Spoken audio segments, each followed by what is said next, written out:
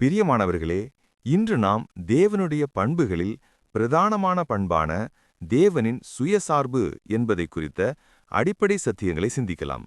நாம் தேவனை எவ்வளவுக்கெவ்வளவு மேன்மையாக பார்க்கிறோமோ அவ்வளவுக்கவ்வளவு நம்முடைய பக்தி ஆழமானதாக இருக்கும். தேவன் இருக்கிறவராகவே இருக்கிறேன் என்று தன்னை வெளிப்படுத்துகிறார்.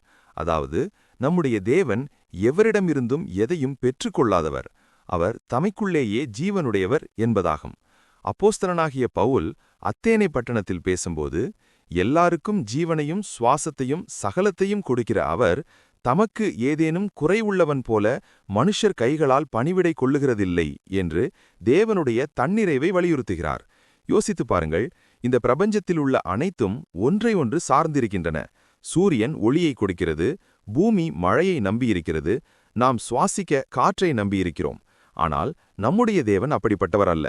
தேவனுடைய சுயசார்பு அவருக்கும் நமக்கும் உள்ள எல்லையற்ற வித்தியாசத்தை காட்டுகிறது.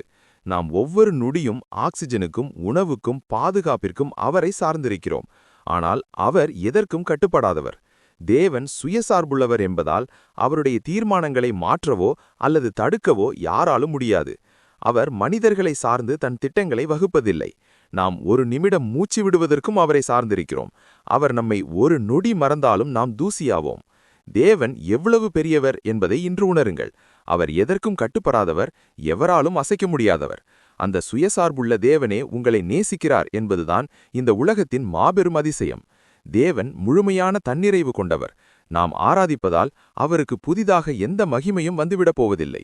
சூரியனை நோக்கி மெழுகுவர்த்தியை காட்டுவது சூரியனுக்கு ஒளியை தராது. அது நம்முடைய கைகளைத்தான் வெப்பப்படுத்தும். அதுபோலவே ஆராதனை என்பது தேவனை நிறைவு செய்வதற்காக அல்ல, நம்முடைய ஆத்துமாவின் வறுமையை நீக்குவதற்காகவே.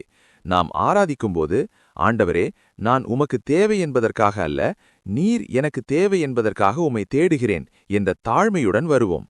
சர்வ வல்லமையுள்ள தன்னிறைவு கொண்ட தேவனுக்கே மகிமை உண்டாவதாக. ஆமேன்.